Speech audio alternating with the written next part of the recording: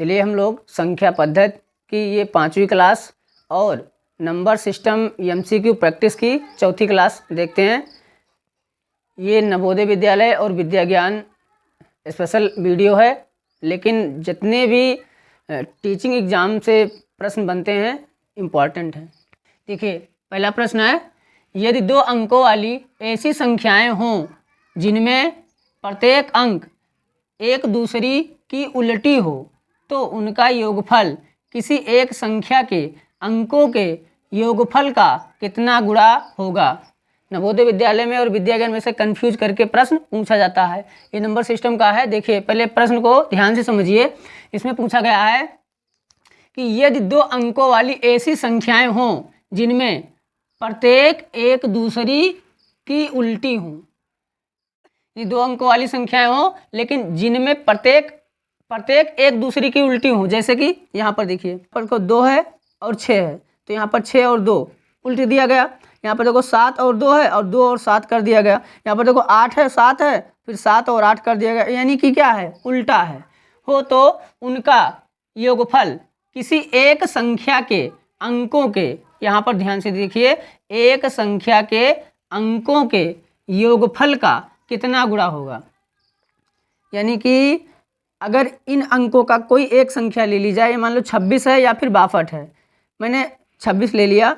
अगर अब ये कहा गया है कि एक अंक कोई भी ले लो और इनका योगफल जो हो, जैसे कि 6 और 2, यहाँ पर लिखा है 2 + 6, 2 और 6, यानी इनका हम अगर योग करते हैं तो कितना आता है, 6 2 8 आता है। इसका भी अगर हम योग करें 6 2 8 तभी 8 आएगा। यानी कोई भी एक संख्या हम ले लेते हैं और उन अंकों का अगर हम योग निकालते हैं तो जो संख्या आती है पूछा गया उसमें हम कितना गुणा करेंगे तो इन 2 संख्याओं का योग आ जाएगा। ये पूछा गया है। इसमें इसको लिया था। अब देखो यहाँ पर इसको ले लेते हैं, 2 + 7, 2 + 7 तो कितना होगा, 9 आ जाएगा।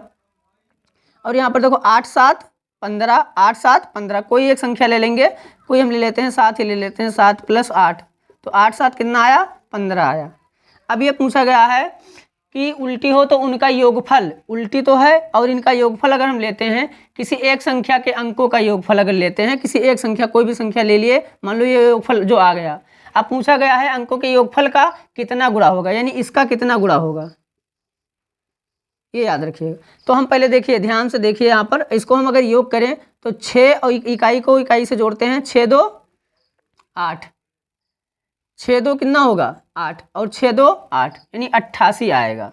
यहाँ पर देखो 7 और 2 9 और 7 और 2 9, कोई भी है मतलब एक ही आएगा। मतलब अब देखो 8 और 7, 8 7 15, 15 के हम 5 लिखेंगे, हासिल 1 बचेगा, फिर 7 और 8, 8 7 15 और 1 बचा था जो 16, इस तरीके से। अब यहाँ से देखिए, किस संख्या को हम 8 से गुणा करेंगे तो 88 आएगा, या 9 से गुणा करेंगे तो 99 आएगा, तो 11 से हम गुणा करेंगे तो आएगा 8 × 11 बराबर, यानी 11 8 88। अगर हम 9 को 11 से गुणा करें तो कितना आएगा, 11 9 99। अगर 15 को हम 11 से गुणा करेंगे तो क्या आएगा, 11 5 55 हासिल 5 और 11 1 कम 11 और 5 16, तो कितना आया, ये सब देखो आ गया योगफल। ठीक है, यानी कि एक संख्या के अंकों के योगफल का कितना गुणा होगा, तो 11 गुणा होगा। कितना होगा, 11। ऑप्शन नंबर डी क्या है, सही है। इस तरीके से पेपर में पूछा जाएगा तो आप लोग कर ले जाएंगे। अब चलिए इतना स्क्रीनशॉट ले लीजिए, फिर मैं थोड़ा अंतर के बारे में जो पूछा जाता है, कंफ्यूज करता है, वो बता देता हूँ। चलिए हम लोग अगला प्रश्न देखते हैं। प्रश्न दूसरा है, मैंने बदल दिया है, देखो यहाँ पर कह रहा है प्रश्न, यदि 2 अंकों वाली ऐसी संख्याएं हो जिनमें प्रत्येक एक दूसरी की उल्टी हो तो उनका अंतर किसी एक संख्या के अंकों के अंतर का कितना गुणा होगा। अभी मैंने योगफल पर बताया था, अब ये अंतर पर है, इसको भी समझ लीजिए, हो सकता है पेपर में पूछ लिया जाए तो। ठीक है, इसमें देखिए समझिए, यदि 2 अंकों वाली ऐसी संख्याएं हो जिनमें प्रत्येक एक दूसरी की क्या हो, उल्टी हो, उनका अंतर पूछा गया है। यहाँ पर, वहाँ पर योगफल पूछा गया था, यहाँ पर उनका अंतर किसी एक संख्या के अंकों के अंतर का कितना गुणा होगा। यानी जो 2 संख्याएं यहाँ पर देखिए, इसका उल्टा है, प्रत्येक अंक क्या है, उल्टा है। यहाँ पर 6 और 4 है, यहाँ पर 4 और 6 है, 8 6 6 8 8 3 3 8 6 5 5 6, ये तो उल्टा है ही। अब पूछा गया इनका जो अंतर होगा, इसमें ये पूछा गया है कि जो अंतर आता है, अगर मैं अंतर ना निकालूं, केवल इन जो संख्याओं को मैं कोई भी संख्या ले लूँ, जैसे मान लो 46 है, तो इनमें जो अंतर है यानी 6 और 4 के बीच में कितने का अंतर है, 2 का अंतर है। 8 और 6 में कितने का अंतर है, 2 का अंतर। 3 और 8 में 5 का अंतर है, यानी 5 को और 2 को मैं किस संख्या से गुणा करूं कि इनका जो गुणनफल आएगा वो इसका अंतर आ जाएगा, ये पूछा गया है। तो उनका अंतर किसी एक संख्या के अंकों का अंतर का कितना गुणा होगा, चलिए यहाँ से समझते हैं। यहाँ पर देखिए इसमें है किसी एक संख्या के अंकों का अंतर कितना गुणा होगा, यानी 6 और 4 में कितने का अंतर है, 2 का अंतर है, पहले इसको लिख लीजिए। और यहाँ पर देखिए 8 और 6 में कितने का अंतर है, 2 का अंतर है। 8 और 3 में कितने का अंतर है, देखो 3 में हम 5 जोड़ेंगे तब 8 आएगा, यानी 8 में से हम 3 घटाएं तो 5 आएगा, यानी अंतर हमारा क्या है, 5 है। ठीक, 8 और 3 का अंतर 5 है। यहाँ पर 6 और 5 का अंतर कितना है, यानी 6 में हम 5 घटाएंगे तो कितना आएगा, 1 का अंतर है। अब ये पूछा गया है इसको हम किस संख्या से गुणा करेंगे, तो इसका क्या आ जाएगा, अंतर आ जाएगा। यानी 64 में से हम 46 घटाएंगे तो जितना आएगा यहाँ पर उत्तर, ठीक है। अगर हम इसको ना घटाएं, इन जो संख्याएं दी गई हैं इनमें से हम किस संख्या से गुणा कर दें तो वही उत्तर हमारा आ जाए। तो अगर हम देखिए यहाँ पर अगर घटाते हैं तो अगर देखिए पहले यहाँ पर 64 है और फिर 46 है, ऐसे लिख लीजिए। अगर घटाते हैं तो 4 से 6 तो घटेगा ही नहीं, ठीक है, तो हम उधार ले लेंगे, इधर से उधार लेते हैं, और ध्यान से समझिएगा छोटे बच्चे। फिर अब यहाँ पर देखो, यहाँ से जब एक हम कैरी लेंगे, उधार लेंगे, तो यहाँ दहाई के स्थान पर आता है तो सीधे 10 आएगा, तो यानी 4 पहले था और 10 यानी कितना हो गया, 14 हो गया। तो यहाँ 14 में से हम 6 अगर घटाएंगे तो कितना बचेगा, 8 बचेगा। अब यहाँ से देखो जब एक उधार ले लिए हम लोगों ने, तो यहाँ पर कितना बचा, 5 बचा, यानी 5 में से 4 घटाएंगे तो कितना बचेगा, 1, यानी 18 आएगा। यानी इसको हम 64 में से 46 को अगर घटाते हैं तो कितना आता है, 18 आता है। तो इसमें अब पूछा गया है, देखिए इन्हीं 2 को हम किससे गुणा करेंगे तब 18 आएगा, इस तरीके से ज्ञात करिएगा। 2 3 6, 2 7 14, 2 9 18, ठीक, 11 दूना 22 हो जाएगा। तो 2 को हम किससे गुणा करें, 9 से, तो क्या आ जाएगा, 2 9 18। अब इसको हम क्या करेंगे, अब हमें ज्ञात करने की आवश्यकता नहीं है पूरा, ठीक है, हम इसी से हम ज्ञात कर लेंगे। 2 को 9 से गुणा करेंगे तो कितना आएगा, 2 9 18 आ जाएगा। यानी अगर हम 86 में से 68 को घटाएंगे तो कितना आएगा उत्तर, 18 आएगा। अब हम 5 में 9 को गुणा करते हैं, 5 9 45, ठीक, इतना आ गया। यानी हम 83 में से 38 को घटाएंगे तो हमारा उत्तर कितना आएगा, 45 आएगा। अब यहाँ पर 1 है, 1 को हम 9 से गुणा करेंगे तो कितना आएगा, 1 9 या 9, या 9 1 कम 9 ही आएगा। यानी 65 में से हम 56 को घटाएंगे तो हमारा उत्तर कितना आएगा, 9 आएगा। तो यहाँ पर ये हमें ध्यान देना था कि जो अंक उल्टा होता है उसमें प्रत्येक अंक अगर का कोई जो अंतर होता है वो हम 9 से अगर हम गुणा कर देते हैं तो हमारा उन दोनों संख्याओं का अंतर निकल आता है। तो इसका राइट आंसर हो जाएगा ऑप्शन नंबर सी। आशा करते हैं कि आप लोग को जानकारी अच्छी लगी होगी। जानकारी अच्छी लगी हो या और जानकारी इस तरीके से पाना चाहते हैं तो चैनल को सब्सक्राइब और कृपया वीडियो को लाइक ज़रूर करें। चलिए इतना स्क्रीनशॉट लीजिए, फिर मैं और आप लोगों को करवाता हूँ प्रश्न।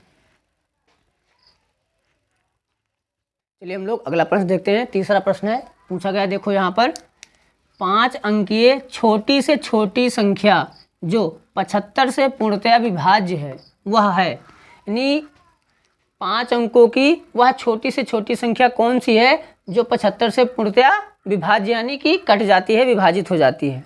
तो इसको हम कैसे सॉल्व करेंगे, चलिए यहाँ से देखिए लिखा है 5 अंकीय छोटी से छोटी संख्या। तो पहले आप लोग 5 अंकों की सबसे छोटी संख्या निकाल लीजिए, और 5 अंकों की सबसे छोटी संख्या कौन सी होती है, 4 0 लिखेंगे और एक इधर लिख देंगे 1, ये हो जाएगा 5 अंक, 1 2 3 4 5। यानी 5 अंक कहाँ से शुरू होता है, तो 10,000। कहाँ से शुरू होता है, 10,000 से शुरू होता है। तो ये हो गई 5 अंकों की सबसे छोटी संख्या। अब पूछा गया जो 75 से पूर्णतया विभाज्य है, यानी 75 से हम इसको क्या करते हैं, विभाज्य करते हैं, काटते हैं, विभाजित करते हैं, तो कितना उत्तर आता है। देखिए यहाँ पर जो उत्तर आएगा यहाँ पर शेषफल में, अभी मैं बता रहा हूँ, देखो ध्यान से।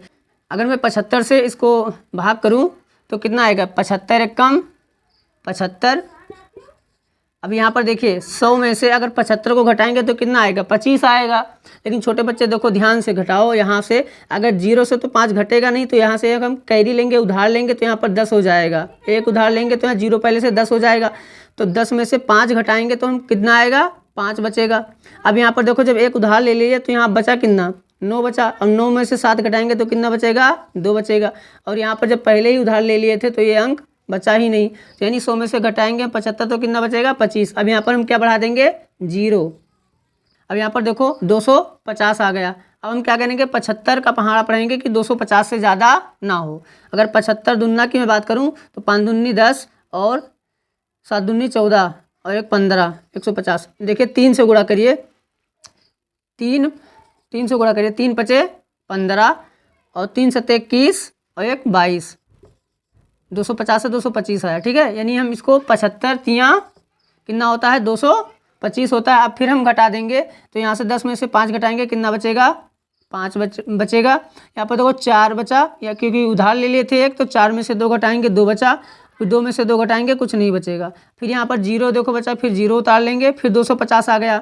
अब 250 है तो यानी 75 तियाँ फिर से हम लिख देंगे 225। अब यहाँ पर देखिए 10 में से 5 घटाएंगे, कितना बचेगा, 5। और 4 में से 2 घटाएंगे, कितना बचेगा, 2। 25 बच गया। यानी अभिष्ट संख्या हमारी जो आएगी, यानी 5 अंकों की सबसे छोटी संख्या कौन सी होती है, तो 1 2 3 4 5, ये हो गया 1 2 3 4 5, 5 अंकों की सबसे छोटी संख्या 10,000। ठीक, अब हम क्या करेंगे इसमें, देखिए ध्यान से, जो छोटी संख्या है उसमें हम 75 ऐड कर देते, लेकिन यहाँ पर शेषफल क्या है, 25 बच गया है। तो हम क्या करेंगे, 75 में से 25 को माइनस कर देंगे, हमारा कितना आएगा, 50 आएगा।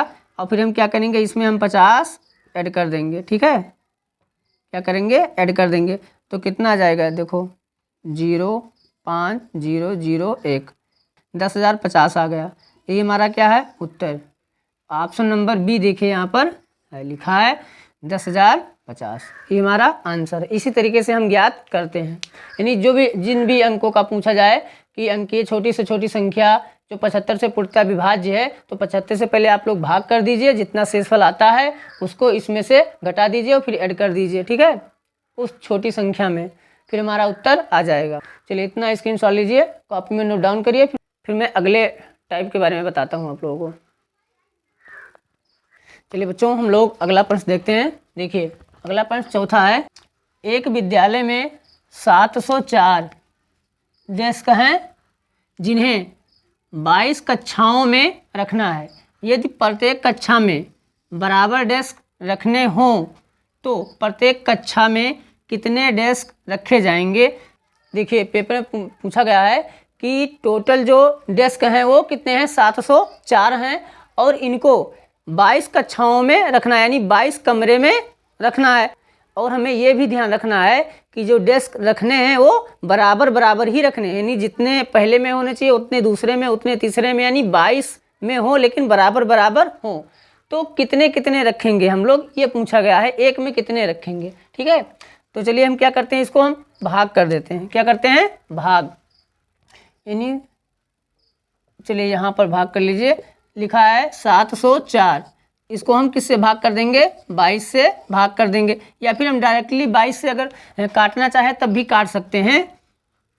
ठीक है, 22 दूना 44 होगा और यहाँ पर 70 है, तो अगर 22 तियाँ यानी 3 दूनी 6, 3 दूनी 6 66, 22 तियाँ कितना आता है, 66 आता है।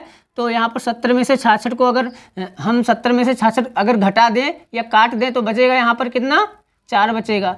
ठीक है, 4 बचेगा, और यहाँ पर 4 है और यहाँ पर कितना बचा, 4, तो 4 4 बचा, यानी कि 44 बच गया। अब यहाँ पर 22 दूना कितना होता है, 44 होता है। ठीक है, 22 दूना 44, यानी कि 22 को हम 3 बार में काटेंगे तो यहाँ पर देखो 66 कट जाएगा, 4 बचेगा 70 में से। ठीक है, तो 4 यानी 44 बचेगा, और फिर हम 22 से 22 दूना कितना 44 काट देंगे, कितना आएगा, 32 आएगा, या फिर हम इससे भाग भी कर सकते हैं। ठीक है, 22 तियाँ कितना होता है, 66, और यहाँ पर देखो 10 में से 6 घटाएंगे, 4 बचेगा, कुछ नहीं बचा, इधर उधार लिए थे तो इधर 6 ही बचा, 6 में से 6 घटा दिए। अब यहाँ पर देखो कितना बचा, 4 उतार लेंगे, अब 22 दूना 44। ठीक है, तो भी हमारा उत्तर आ जाएगा। तो याद रखिएगा कि जो लोग काटना नहीं जानते हैं वो भाग कर देंगे तभी उत्तर आ जाएगा। यानी आप लोग काटना नहीं जानते हैं तो उठाकर पटक दें, फूट जाए, ठीक है। कहने का मतलब है भाग कर दें तभी उत्तर आ जाएगा। तो इसका राइट आंसर हो जाएगा ऑप्शन नंबर ये 32।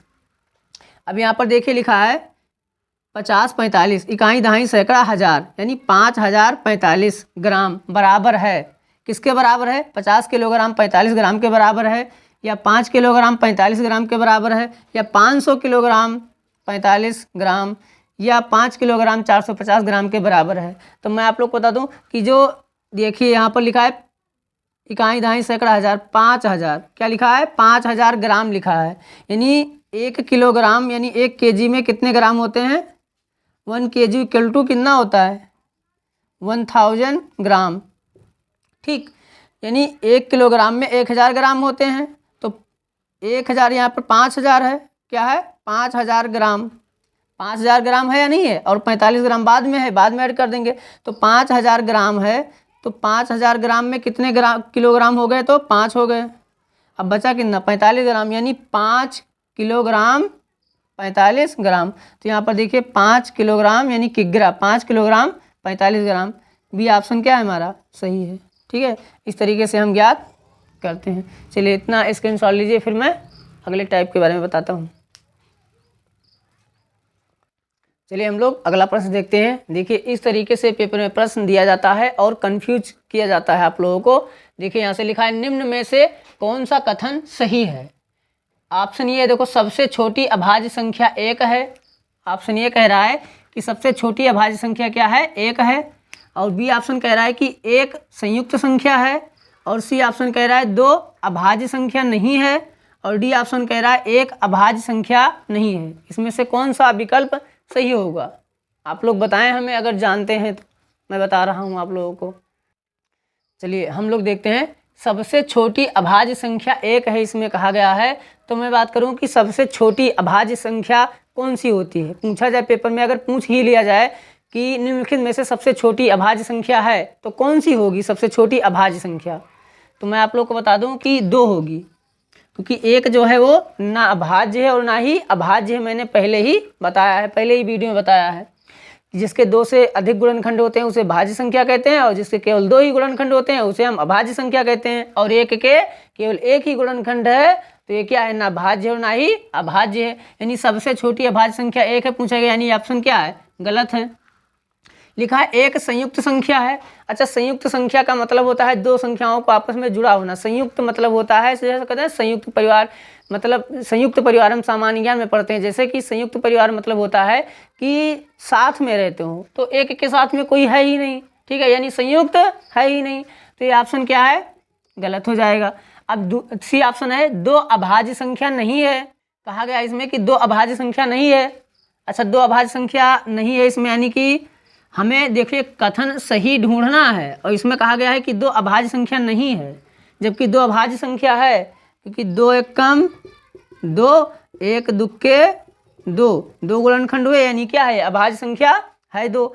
यहाँ पर नहीं लिखा, यानी ये भी क्या है? ऑप्शन गलत हो गया। अब यहाँ पर लिखा है 1 अभाज्य संख्या नहीं है। 1 अभाज्य संख्या नहीं है। हाँ, तो ये बात सही है, क्योंकि 1 अभाज्य संख्या नहीं है, ना तो ये भाज्य संख्या है और ना ही अभाज्य संख्या है। तो इसका राइट आंसर हो जाएगा ऑप्शन नंबर डी, 1 अभाज्य संख्या नहीं है। अगर पेपर में पूछा जाए 1 के बारे में, तो 1 है क्या? 1 प्राकृतिक संख्या है, और 1 पूर्ण संख्या है, और 1 पूर्णांक संख्या है, और 1 परिमेय संख्या है, ठीक है। तो इस तरीके से हम, और 1 वास्तविक संख्या है। ये याद रखिएगा, पेपर में कभी पूछा जाएगा तो 1 परिमेय संख्या, वास्तविक संख्या, पूर्णांक संख्या, प्राकृतिक संख्या, पूर्ण संख्या सभी 1 है, लेकिन ये अभाज्य संख्या और भाज्य संख्या नहीं है। चलिए इतना स्क्रीनशॉट लीजिए, फिर मैं अगले टाइप के बारे में आप लोगों को बताता हूँ। चलिए हम लोग अगला प्रश्न देखते हैं। देखो यहाँ पर लिखा है, प्रश्न नंबर 7वां है। लिखा है 56 71 और उसके अंकों को पलट देने पर प्राप्त संख्या का अंतर है। यानी 5671 और उसके अंकों को पलट देने पर, यानी इन अंकों को पलट दिया जाए तो जो प्राप्त संख्या आएगी उनका अंतर क्या होगा, यानी इन संख्याओं को मैं अगर पलट दूं तो जो संख्या आती है उनका और इसका अंतर पूछा गया है कि इसमें से क्या होगा।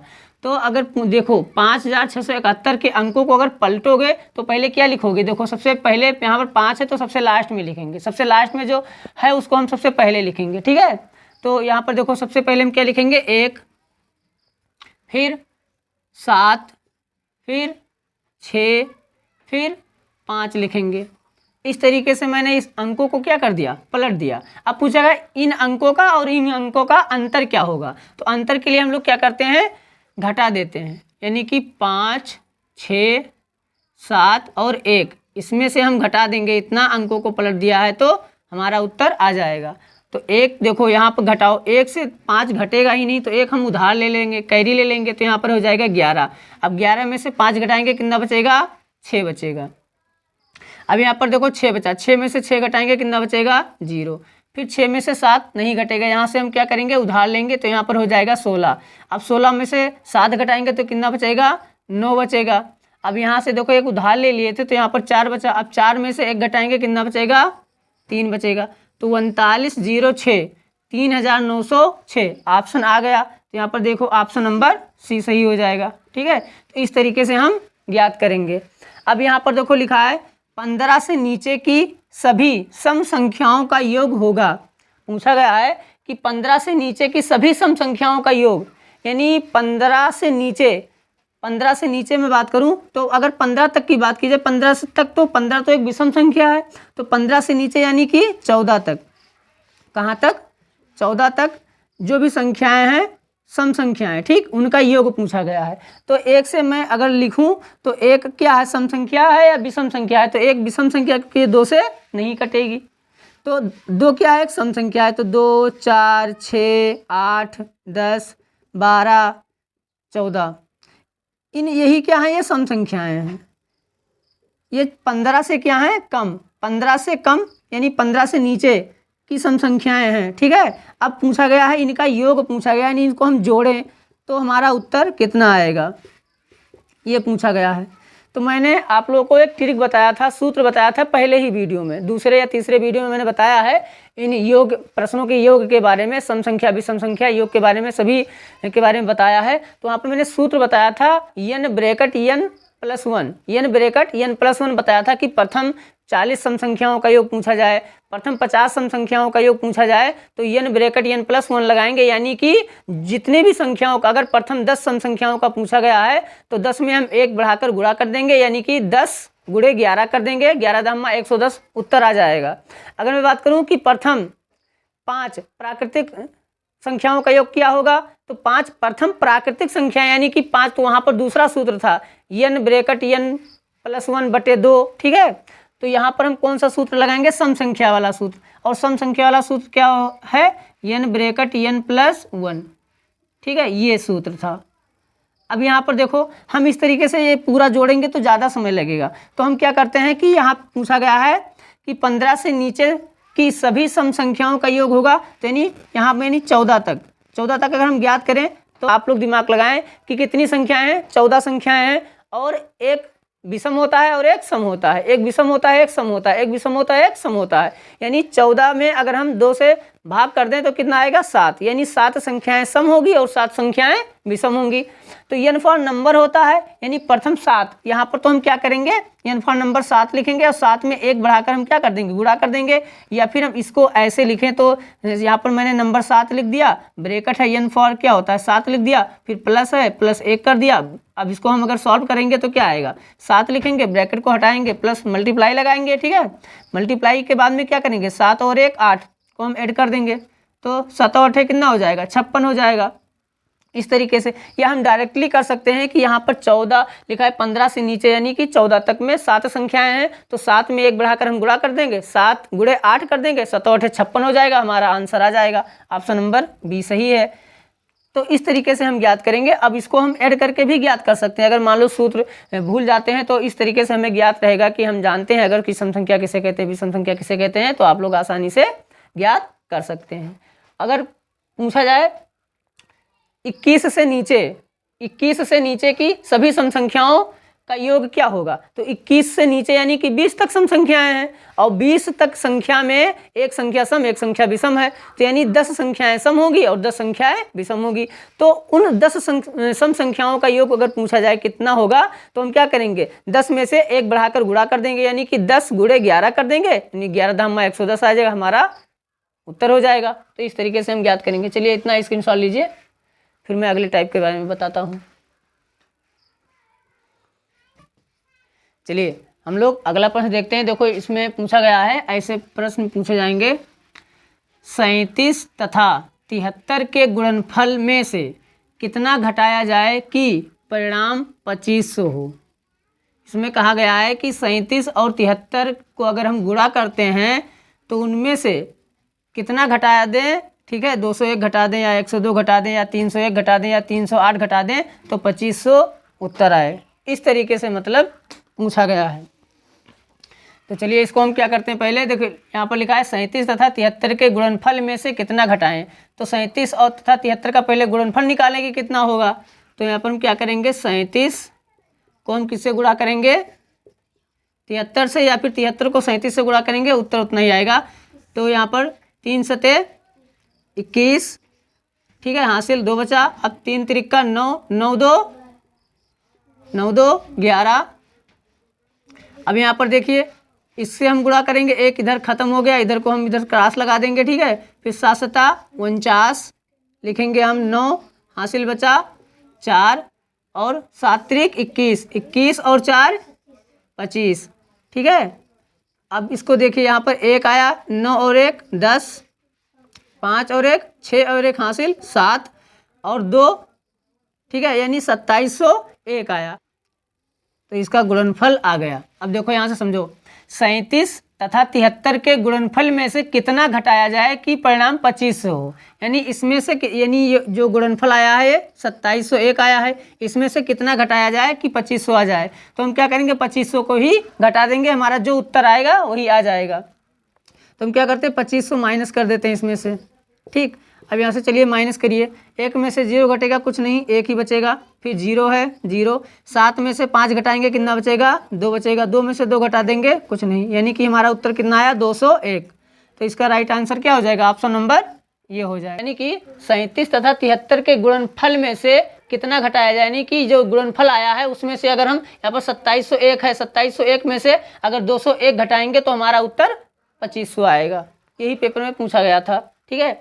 अब यहाँ पर देखिए प्रश्न 10वां है, एक है 6 अंकों की छोटी से छोटी संख्या तथा 4 अंकों की बड़ी से बड़ी संख्या में अंतर है। तो 6 अंकों की सबसे छोटी से छोटी संख्या कौन सी होगी, 6 अंकों की तो मैंने बताया था कि 1 लिखो और 5 बढ़ा दो, 1 2 3 4 5 0, यानी 6 अंक की हो गई, 1 2 3 4 5 6 अंकों की हो गई। अब यहाँ पर पूछा गया है तथा 4 अंकों की बड़ी से बड़ी संख्या। तो 4 अंकों की बड़ी के से बड़ी यानी 1 2 3 4 अंक तक लिखेंगे, हम 9 लिख देंगे। बड़ी से बड़ी लिखने के लिए जितने अंकों का पूछा जाए उतनी बार 9 लिख दो। अब पूछा गया है अंकों की बड़ी से बड़ी संख्या में अंतर पूछा गया, अंतर में हम करते क्या है, माइनस कर देते हैं, वही हमारा उत्तर आ जाएगा। तो यहाँ पर देखो 9 घटेगा नहीं 0 में से, तो 10 में से 9 घटाएंगे तो कितना बचेगा, 1 बचेगा। 10 में से 9 घटाएंगे 1 बचेगा। अब यहाँ पर 9 बचा, 9 में से 9 घटाएंगे 0 बचेगा। यहाँ पर भी देखो 9 एक उधार लिए थे ना, तो यहाँ पर भी 9 रहेगा, 9 में से 9 घटाएंगे 0 बचेगा। फिर यहाँ पर 9 में से 9 घटाएंगे क्या बचेगा, 0 बचेगा। अब यहाँ पर देखो 0 है, तो 0 है लेकिन यहाँ पर एक उधार लेंगे तो यहाँ पर कितना होगा, फिर 9 ही होगा। तो 9 में से कुछ नहीं घटाएंगे यानी कि हम 9 लिख देंगे, तो कितना उत्तर आएगा, 90,001। 90,001 यहाँ ऑप्शन नंबर सी, यही हमारा राइट आंसर है। आशा करते हैं कि आप लोगों को यह टॉप 10 क्वेश्चन अच्छा लगा होगा, जानकारी अच्छी लगी होगी। अगर जानकारी अच्छी लगी हो, इस तरीके से वीडियो और पाना चाहते हैं तो चैनल को सब्सक्राइब कर लें और वीडियो को लाइक कर दें। फिर मिलेंगे अगले वीडियो में। Thanks for watching.